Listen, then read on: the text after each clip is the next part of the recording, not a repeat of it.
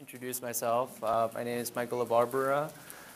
I'm a faculty member here, math faculty at Housatonic. I've been here since January of 14. I'm here along with Marina Phillips, who's also math faculty here, and Jennifer Nohai-Seaman, which is right over there.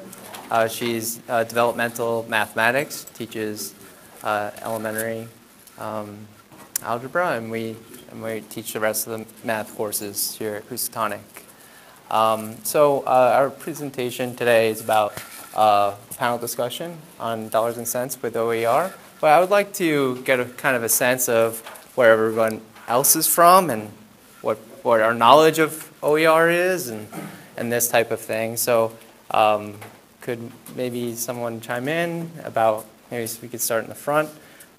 I'm Judy Wallace. I'm from Middlesex Community College. There's a lot of conversation, about it, especially as a cost savings measure for students and easier access to information. So I'm hoping to learn more about it. Okay.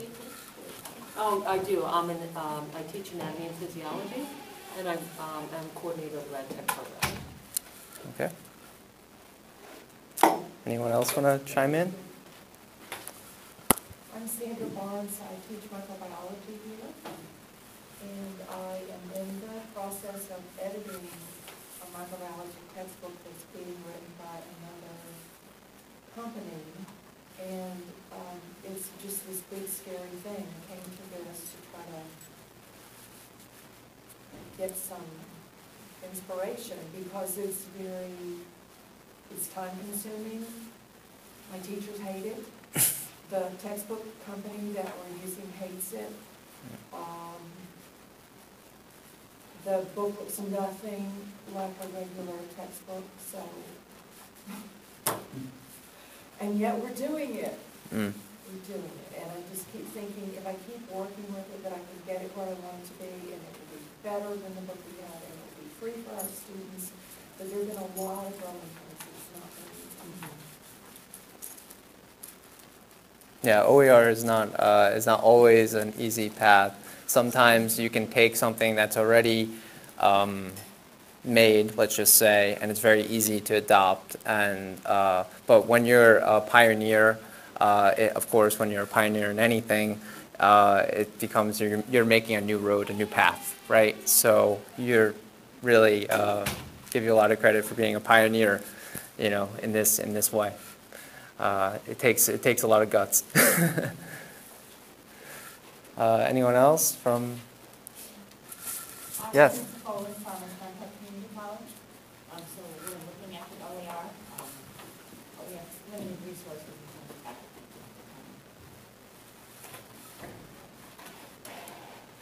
Fair enough. Okay, so all right. How many of you have heard of OER before? Are we all OER? Yeah. Okay, so most. Okay. All right, so I guess we can go through a little detail of first thing,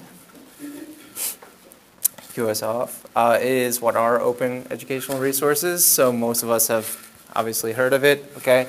So open educational resources are basically any resources, textbooks, assignments, could be videos, media, workbooks, any real media that we use in the classroom could be an open educational resource, okay? Of course, we have copyrighted materials and we have open educational resources, all right? Copyrighted materials have very strict standards. Open educational resources are open, kind of free for us to use, take and use, okay? So open is not digital, and open is not the same as free. So a free resource could be like YouTube or ImageQuest. So ImageQuest has like images that you can just take. They're completely free. There's not even an open license on it or anything. So it's free for anyone to use in any capacity that they want. So that's free. Okay, so free resources. Digital So there are digital resources such as my math lab, okay? My math lab or my stat lab or my whatever lab are pay for digital resources for students to use, okay? So we have in the middle, right, open. So these are open, free, and digital. So for example, myopenmath.com, math faculty may be more familiar, we're certainly very familiar with that. You may have heard this before, but myopenmath.com is a free open resource for students, a digital resource for students to use online. So it's just a supplemental resource. So yeah, so not all things are free that are open either, okay? So just to go into that a little bit more, so some people have different licenses and there are different levels of openness that you can have. So we're going to take a look into that. All right. So open is a legal framework for sharing. So this comes by Creative Commons, okay, what's called Creative Commons licensing. Creative Commons was founded around 2001. Okay, so it's relatively new, this Creative Commons licensing. And it's really, well, it allows for open to occur, okay? So without this type of licensing, we would not have OER, okay, basically. So it allows for everything to happen. Basically, it's really just like a way to share. Okay, so it allows the sharing to happen. So the open is the freedom to add, remove, modify, supplement, or ignore the book. Okay, so for example, what we've been doing, okay, which Marina will expand upon a little bit later, is you can add to existing book, remove from existing open source book, modify it. You can do anything you want. As long as you give accreditation to who's created the original open book, okay? So you have to give some credit for who created the original book, and then you can modify it as you will.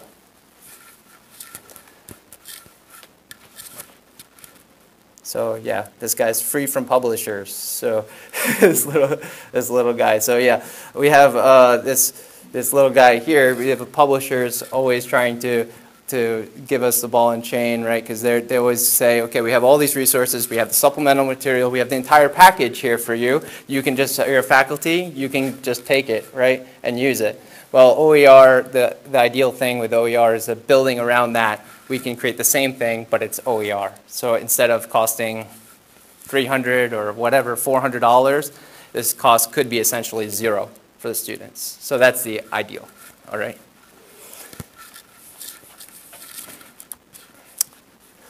Permissions, sharing and creativity are inherent to OER, 5 R's.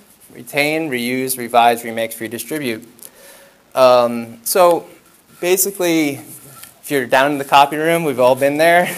Some people are copying the copyrighted textbook as they shouldn't be, and they're handing out, right, to everyone as they shouldn't be, right? So they're using the copyrighted materials in not the right way. But with OER, you're allowed to do that. You're allowed to share it. You're allowed to print it off, give it to your students, right? It's completely free, okay? So really.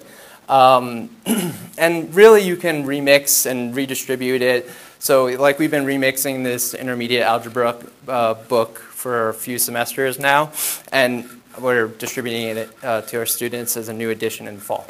But yeah, so that's really, really key to OER. It's a collaborative piece, I think. You know, it's about collaborating, creating new text, collaborating with other institutions, collaborating with colleges, faculty, staff, about how to implement this, how to make this work, all right? It's not a one-person thing. It takes a community, really, to build upon the OER.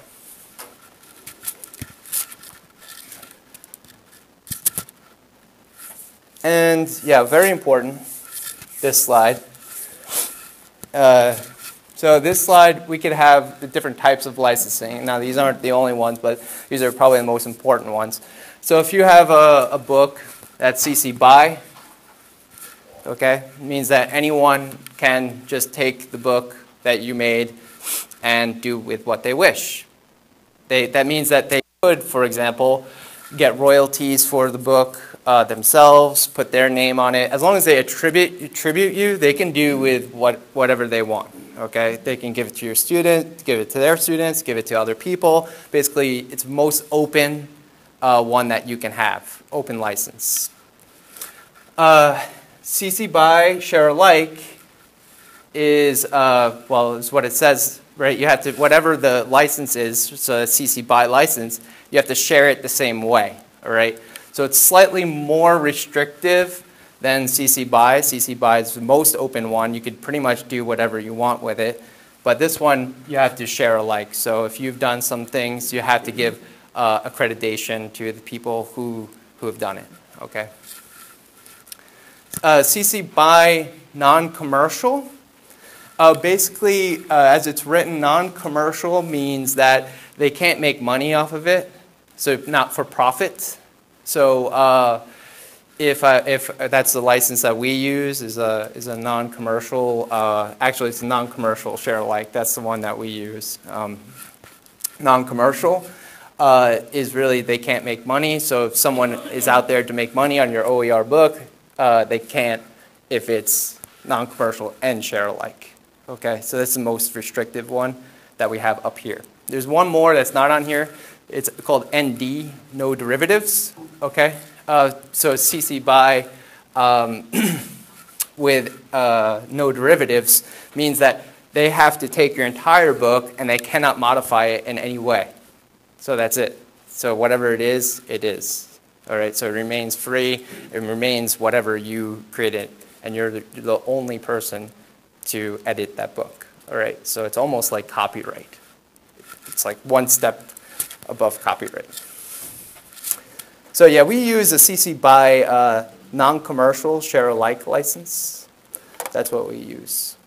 And for elementary, you use the share alike? The NC? Okay, CC BY NC. And that brings me to introduce our next speaker, Marina, who will give us a little bit more insight about our journey.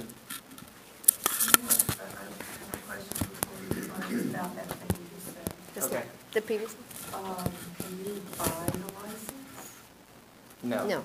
So you say your license is this and your license is this. It's a choice that the faculty makes. So if you're making your book, like right now you're doing that, you can decide what kind of license you want to place on your book, because you're the one who's creating it. So you can decide that I want to make it really stringent and I don't want anyone else to take it and do whatever they want with it. Then you give it like an ND, like the really strict one. Otherwise, you're so open to it that you don't mind even a publisher taking it and selling it and making money off it. That's when you give a CC BY, like it's totally open. So that's like the two extremes that you could have. One is CC BY and the other one is CCND, which is no derivative.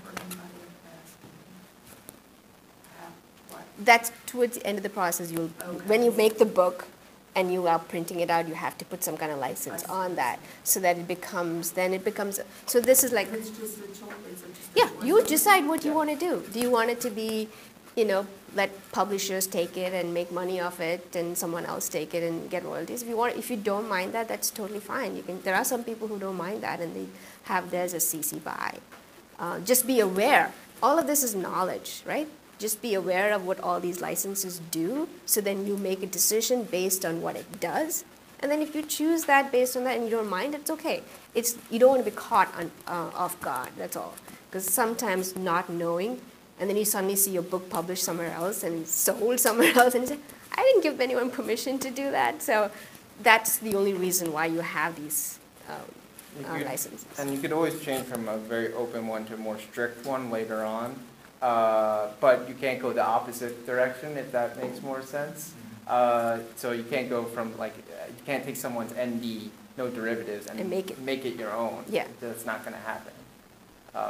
So there's that too. Yeah. So you can always go more strict, but you can't go backwards. Yes, yes. Yeah. Okay? All right. Any more questions? I mean, we can always have questions. Please don't feel that you have to just sit and listen to us, because I know what it's like to be just sitting and listening. So please stop us along the way and ask us whatever you have. Yes? Just a quick thing, because no derivatives mean, what's the? what No exactly change. is the- No changes. That means you take it exactly that. You can't edit it. You can't do anything with it. It's almost like copyright. All right, I was just trying to. Yeah, it's like copyright.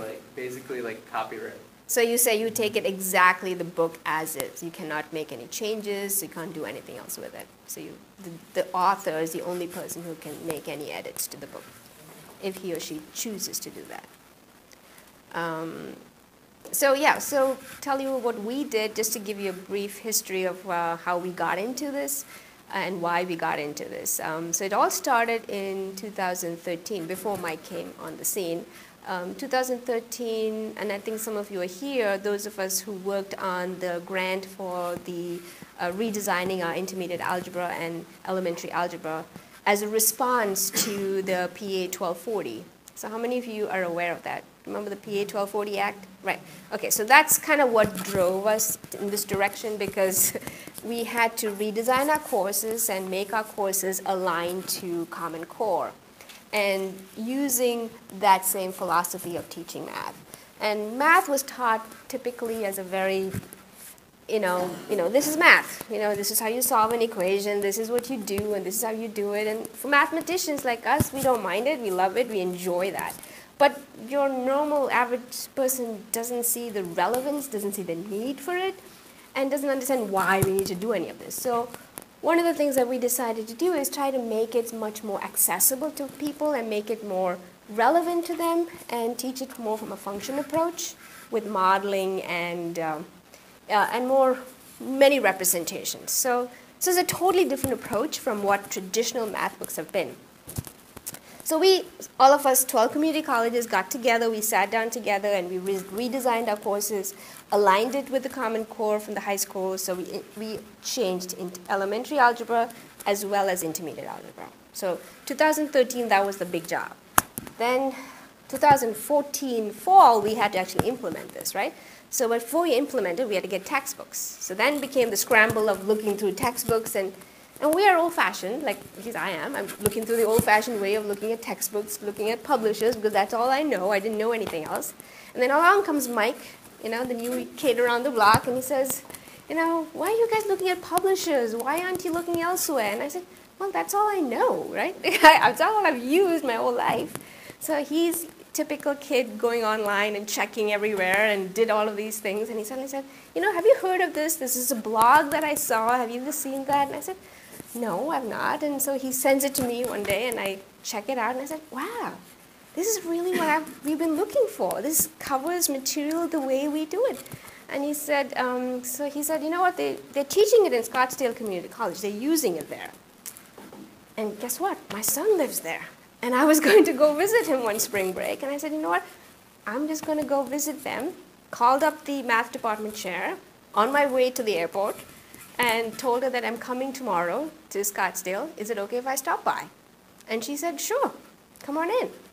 And so I went, she made an appointment, we met, and we spent 1 hour together. And I tell everyone, it was probably the best 1 hour we've had. We were like completely in sync. What she was saying was exactly what we've been looking for. We've been searching, there have been no books, because they were doing the same thing that we had done, realigned their course to the Common Core using function approach, multiple representations, and all of that. So they had actually created a workbook for their students, elementary algebra and intermediate algebra, kind of lined up, and they were using what they called MIME, Math AS. It's sort of like a course management system. And she said, you know what, take it and use it. So I brought it back, gave Jen a copy of it, and we took a copy, and he said, let's just try it. Let's just jump right into it and try it. So that's exactly what we did. So the first semester, like fall of 2014, we took their version, exactly, without even really knowing too much. Okay, talk about jumping and then learning to swim. So it was rough, but we were willing to do it because we were piloting it. We did not make everyone else do it. So it was Jen. She was the only brave soul in developmental person who could do it. Jen did it, then Mike, myself, and Mark Leach, the three of us did it for intermediate algebra. And we have these embedded courses. I don't know if you know about it. So we did it for our embedded courses to try it out, to see how it would work for that embedded courses. Because we meet with them for 6 hours. So it's a 6-credit course. So we thought we would try it with that group first because we had more time to cover the material. And of course, as we're doing it, we find out that, my gosh, there's certain things that are missing. There's certain topics that are not covered. So we had to scramble and make content as we're going along, okay? Because it is, you only learn when you teach, right? What is missing, what works, and what doesn't work. So as you're teaching it, you realize, okay, this is a huge part of operations of functions which are not even there in this book. So we had to quickly put together stuff as we went along. But because the three of us worked well together, we met like constantly, and we worked a lot together. It was hard, and I do understand what you're going through. So it was extremely hard. But because we had each other, though, I would say definitely made help. Was very, very helpful because I had Mike by my side. He did most of the work, I should say. And so it was really nice because collaboration is really important. You need people to support you while you're trying something new. We got through the first semester, and we went through the first edition, which is, I think, you can see over here. So the first edition was the original book. And that was Scottsdale Community College's book. So we took it as is. And then for the spring, we had to actually put some stuff together. So we did change because we had to add material. So we added it for the spring. I think we did it for spring. Wasn't it for spring? Or was it for the spring because we really had to put it in right away. And then we said, okay, we had summer to work on it some more. So we made it a little bit nicer because spring was quickly done. And we got it published. And then we got version 1.1, and now in this fall of 2016, we have a brand new version, which we hope is much better than the very first one, and it flows better. We were able to take the book and rearrange the chapters and do it the way we wanted to present it. We were able to add content. We were able to add videos because it's a huge library of videos that were available. So we were able to put those in, edit the content the way we wanted because we got the whole Word document. That's what they do. So Scottsdale gave us their whole Word document so we can take it and work with it and do whatever we want with it. And so we played around with that and made it pretty much our own. We're currently working with Pam Frost from Middlesex Community College. She took a sabbatical, and one of her goals for the sabbatical was to find a material to teach this particular content in this particular format and make it open source. So she has helped us a lot and worked through this whole book, actually, and she's created a whole solution manual for this, written by hand, okay? She's done that whole thing and as part of her sabbatical. And we're going to post that online. So new adjuncts. So we had to get a training. Last summer we did a training for the few adjuncts who volunteered. Because we talked about it and a few adjuncts volunteered. We didn't force anybody, they volunteered. And because they volunteered, we trained them. Last summer we had a training session for all of our adjuncts, and we opened it up to everyone in the community. Whoever wanted to come could come and get trained. We got the person who created My Open Math to come here, and he talked about how to use it and work with the faculty, and trained us. This semester, we've got quite a few faculty using it. By fall, like I told you earlier, everybody will be using My Open Math. And I'm curious, what kind of licensing, published licensing, have you put on your work? right, Mike said we put the CC BY NC. SA, which means share alike. Share alike. And what that means really is we're not saying that you have to share it exactly like this. You can take it, you just tell us, and then you can make it your own because that's what Scottsdale had. So we kept the same licensing. So as long as we told Scottsdale we're taking it and we're changing it. We've got permission from them. So you just have to email the person who's who's the author of it, and then you can take it and go with it and do what you All want. these students will have access to this without any charge? Yeah, so I was going to tell you about the publishers also. So what we did was we got the book, and the publisher who was in Scottsdale, so they work with Follett. So their textbooks, their bookstore was Follett. So that was also another plus for me because we use Follett here, right? So wherever we went to print stuff, Follett has to be acceptable, or we have to get a system-wide approved, and that was a big problem, so I didn't know how to do that. So when I heard that this was kind of like already built in, because they work with Follett, I said, wow, how else can I go wrong? So now we get all our books published in Scottsdale, in Arizona, and they ship it here. And so you send them the actual document, the Word document, and as a PDF, and they will put it together as a book, and they'll send you an ISBN number.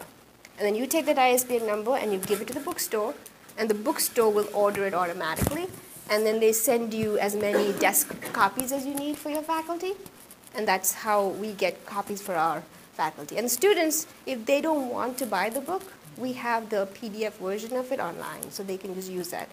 But because this is a workbook, we really need them to have an actual hard copy of it. But for college algebra, it'll be like just a resource book. Yes? How much is the workbook, printed copy of workbook? About $30. Yeah. And it's about 500 pages right now. For 500 pages. And it's not color, it's black and white. It's like a math book. We don't have pictures and people and all of that. It's just like what math should be. So it does the job of what math is supposed to do. And it does present it in a way that is more, it's more understanding concepts more than just doing the algebra. So it's more conceptual, and the problems itself are actually not as difficult. The algebra is simplified. So simple concepts, but in a more conceptual way, with multiple representations, graphically. You show with tables, you do with modeling, with all kinds of approaches. So you see math being done in from all these different approaches, which is kind of nice. I think it's cool. I think it's really cool. Someone else have a question? Well, my question was mostly then, but can students purchase this book other places besides The bookstore? Besides the bookstore? Not right now, because that's the cheapest place. You cannot get any cheaper than this. It's $30. So, no, they can't No, I buy know it. it's Yeah, cheap, but right. They're obviously making some kind of profit. Well, the bookstore is, yeah, obviously. They charge 30% over the cost. That's also a given. And most of our students are on financial aid, so you could get it printed at places like Lulu. There's this website called Lulu that does printing. So we decided not to use Lulu only because about 70% of our students are on financial aid. And so these off-site websites which do printing don't necessarily take financial aid. So we decided to go with our bookstore. So that's the only reason we did that. And some students actually decided to print it out, and then they finally decided, okay, that's too much. The whole book, yeah. And they tried doing that. They tried doing that in the library once, and we got into trouble. And I said, we did not suggest that they could do that. We never said that. We did not allow them to do that. We said, please buy the book. It's $30. It's not as expensive as your smartphone.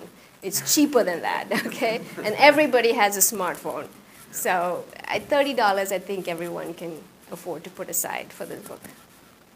So the people that piloted it, so at the end of the semester, you looked at your student success. Yeah, she's going to do all that. She's going to show you all of that information. She's going to give you all that. Because we did have enough data, at least this last semester. We had like almost half the sections were using OER and half of them didn't. And towards the end became half, but the numbers dropping. So we do have some data about that, yes. And what comments did you get from students? Oh, students love the fact that it is free and the fact that they can access it right away, right, as on the first day, and they can access it from anywhere. They can access it on their phone. And most of my students actually access it on their phone in class if they have a question, because everybody will have a different problem because the problems are randomized. So everyone will say, I have this particular problem. I need to look at that one. So I can access it. They have access to it anyway. So they don't have that excuse of saying that, I went out of town, I didn't have my book, You have everything with you. It's on your phone. You have everything with you. So it puts most of the onus on them now, because, I mean, they have difficult lives, so they have other things now to blame if they don't succeed. They can't use the fact that I didn't have money to buy the textbook and I didn't have money to buy my access code, because students do that, because even publishers, they give you the first 2 weeks for free, right? They give you 2 weeks grace period, right? And our students are savvy enough. They will put different usernames and get different access. They get another 2 weeks and another 2 weeks. And that's what they do without having to pay for it. And I remember this happened in the winter session with Theodora's class, that they refused to pay for the access code. And the course was a little bit over than 2 weeks. So they lost all their data of their homework because they were planning to play the system, so not having to pay for the access code. Because they would try to say, well, 2 weeks are free, and this was like 14 days, a little bit more than 14 days or 15 days was the actual course. And when it came down for her to put down all the grades, she could no longer see it because they had their user had account had expired, and they refused to pay $100 more. I can understand that at the end of the semester just to get your grades. But that's what those are the kind of things that this will avoid doing. So, and other textbooks, what we do for pre-calc, this summer, Mike is going to pilot a pre-calculus course. For the summer, the students don't have to buy the textbook, because now these textbooks are just resources now. For algebra, up to algebra, it was more like a workbook. We're teaching them, so they need much more hands-on help. But once pre-calc comes along and college algebra comes along, it's going to be more like a real math course, right? So you don't need that much hand-holding, but the resources will be there. The textbook will be there for those who want to. So our college algebra textbook is also an OER book, but we're not editing it. We're not changing it at all. We're going to use it just as is. And we've already emailed the author, and he was very happy that we're using it. And that's what we're going to get printed, a few of them. And if those who want to have an actual textbook, they can buy it. And that will be $35 because it is 1,000 pages. So, and they can buy it as like going to be bound in a ring. And then for the fall of next semester, that is in 2017, we hope to have pre-calc. And then on 18, we'll have calculus. Because I've already got all the books that I want to use. So hopefully by 2020, we should have all our math courses using OER. Yes? It sounds like considerably more work than just going online and finding textbooks you get from number 1 to number 2 to number 3 up there. How did your college compensate you for the labor it took to do that? Nothing. It's goodness of our heart. We really wanted to do it because it was good. It was really what our students needed. And that's what all of us, all the 12 community colleges sat down together, and Teresa was the chair of our committee. And we all sat down together, and we wanted to do something to keep up with the spirit of how we had created this. And we wanted to be able to come up with a curriculum that actually all 12 community colleges could use if they wanted to. And so that's why collaborating with Pam now is great. And if some other community colleges want to collaborate, we can take this same book and we can all work together and make it better. And that's the beauty of it. But your bookstore did not, out of the goodness of its heart, waive its 30% coverage. Can't expect that somehow. I don't know. I don't know. We can't force people to change. So yeah. I have a feeling math is further along in the whole OER thing. I don't know about that. I'm not sure. I think in the business, there already are created and what they call various courses that are already been created under different grants that have happened over the past few years, which are online. So there is that availability of packaged courses. It's like, okay, here's the package. Okay, you're set up and go teach the course now. They do exist for business and math, and I think some other subjects. Kevin, you'd have more light into that. So sciences, yeah, and English too. I think history. English is a little tricky just because it's hard for folks to come in and really know how they're going to put writing, for example, or depending on what genre of literature, some things may be in public domain, some things maybe not. So STEM is more developed than other areas. Go ahead. Just quickly, the history department here at the time was using open source textbook next semester for USP 1 and USP 2. And it's completely digital, open source, online text that students have access to, when we're replacing the traditional textbook that was $50 or $60 a copy with this. So, you know. Great. So it's a little bit different for developmental studies, just a little bit. Our textbook, our workbook is not $30, it is $21. And originally it was $19, but printing costs go up, so it's a little bit different. I'm a little bit behind in this process. I have a little bit less collaboration in my department. In my department, it's more like, no, not this, but what do you have? Not as much. They're not giving that feedback to me, so I'm kind of the lone horse in my department as I adjust, but they do tell me what they hate, that's for sure. So I'm a little bit behind. What happened with Scottsdale is Scottsdale took their version 4, and that's what I used fall of 2014. And then this semester, actually fall of 15, I started using their version 5. And I like the version 4 better, but I had to go with their latest version on that. So now I'm taking version 5 and making it my version 1. And so I just finished that last week. It's not a whole lot of alteration. It's more like let's take some stuff out and put maybe 2 or 3 things in. So it's they had most of what we wanted. But in terms of the content area, so I didn't have as much problem with that. But now my department wants more things in this workbook, and I want more things in this workbook in developmental ed. So and now that we've departed from their workbook, we're not going to get this $21 price from their publisher. So I am now working with Xanadu, which is in Boston, and they're going to bind it, and I still have to, give copyright to, Scottsdale. I still had to write that. I had to give Xanadu, the new publisher for me, their workbook so they can see that I'm not I didn't lie about it and all that other stuff. So I'm working with them, and they think that I'm going from having 363 pages for mine down to 340 approximately, and so I might be able to have my bookstore sell it for about 17. So I did lower it a little, but now I want to make all these other things, and so it's probably going to go up a little bit, and that's only for, like they said, for copying purposes.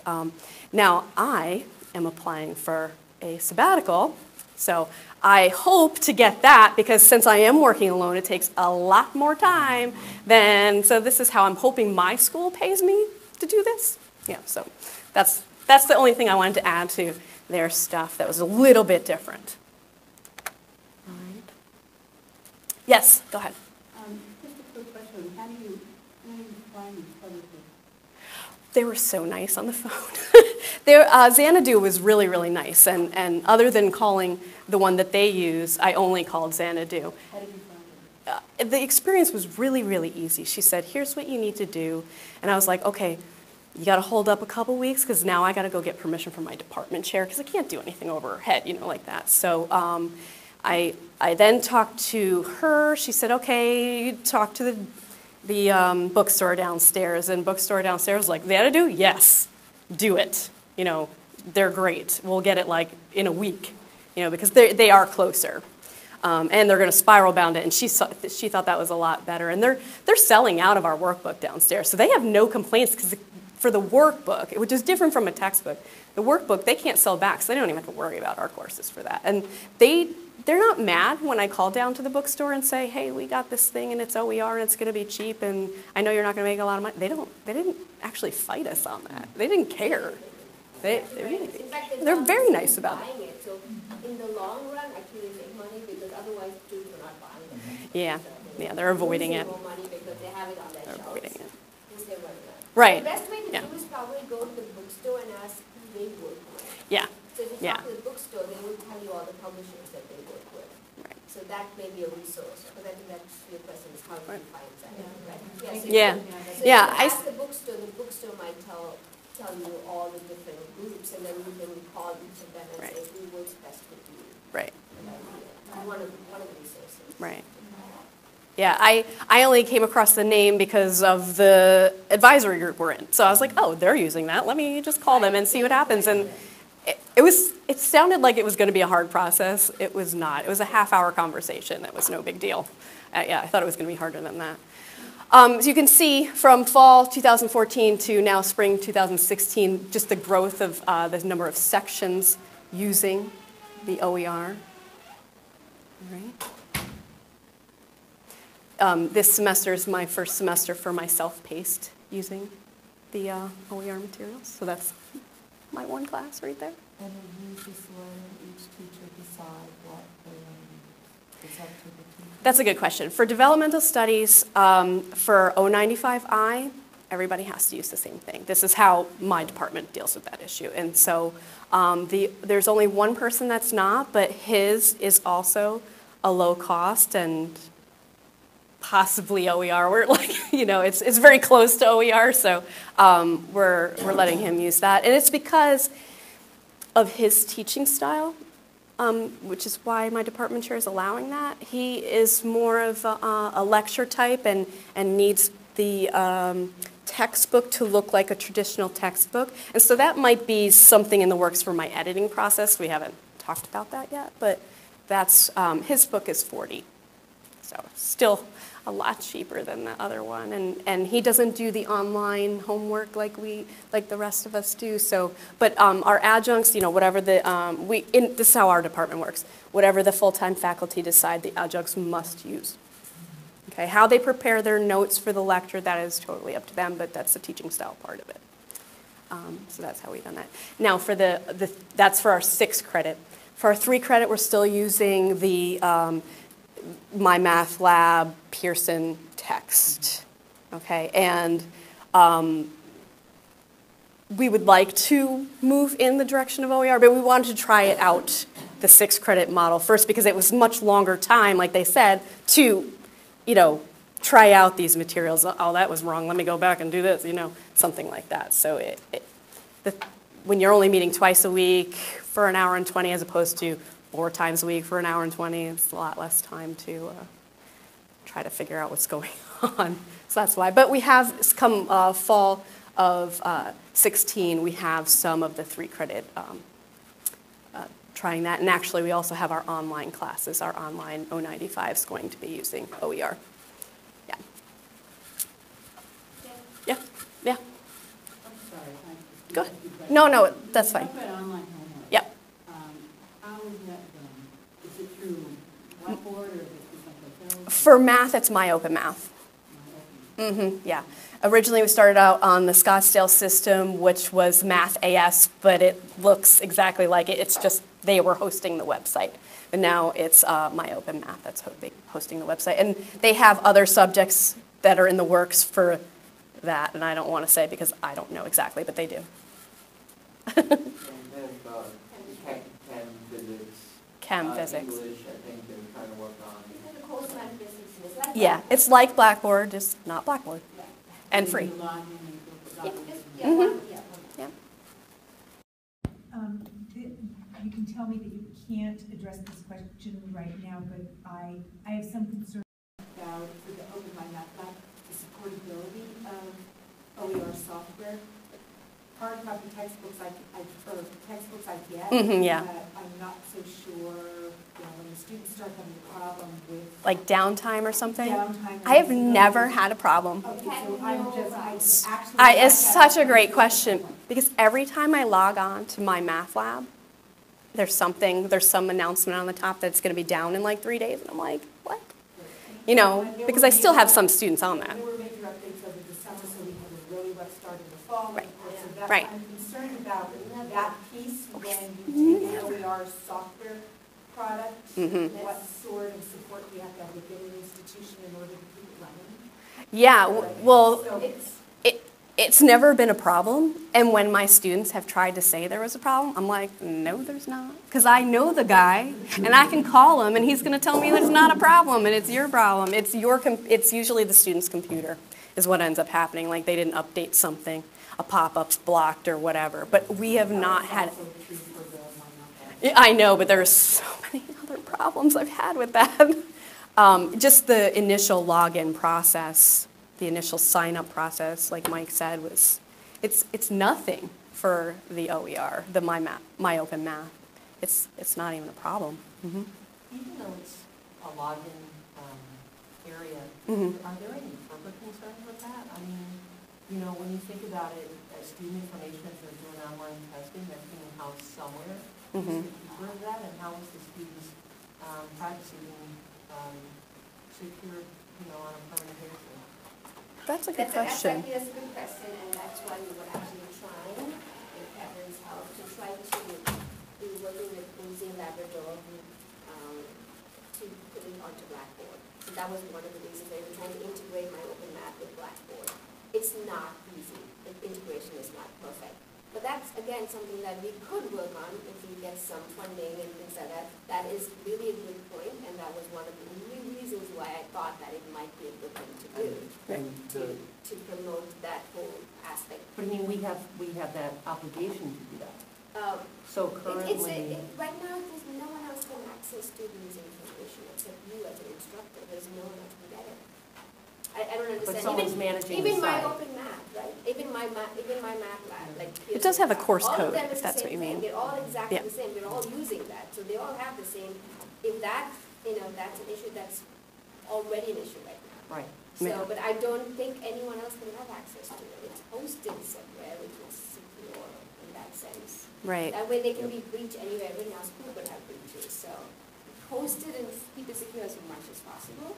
But yes, we are working on Blackboard compatibilities. And this actually conversation, it came up, and so as a response to that, Lumen Learning has looked into the FERPA issue, and you can partner with Lumen Learning if that is really a very big concern of yours to enhance the security features of My Open Math.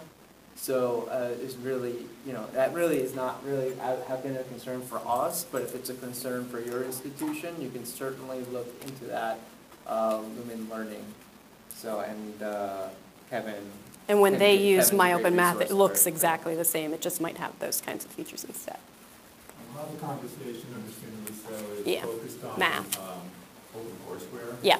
My interest is open badging, and we're looking into this at Johnson Valley Community College, obviously with Pearson, who's got a research role with their Flame startup group. And there's a way in Blackboard that you can basically establish badges. So with general education with Microsoft Office, if you take the capstone courses, you can issue that skill for Word, Excel, PowerPoint, etc. But I'm very familiar with what Pearson and Flame is doing, both with IBM as well as with Microsoft. I just got into this just yesterday. So that credential is running pretty strong. We're going to be introducing a cybersecurity degree program on our campus. Yeah. So we're very interested in creating a more skilled credential for people, to add to that. And certification is a real challenge there, with everything else that's going on. And we're pushing the certification just for decades, I understand. But your programs have any badging initiatives? Can you talk about that at all? No, and no. But now we will. I mean, that's kind of the best part of this is, we learn from everybody, like some new things like that. A year ago, 2 years ago, if you asked me what Creative Commons was, I would have been like, I have no idea what you're talking about. Yeah? Entirely off topic, the next group is waiting. I know. So if you want this, we can definitely send it to you, so it's not a problem, but you can see our success rates here. C or higher, Yeah, for now, right?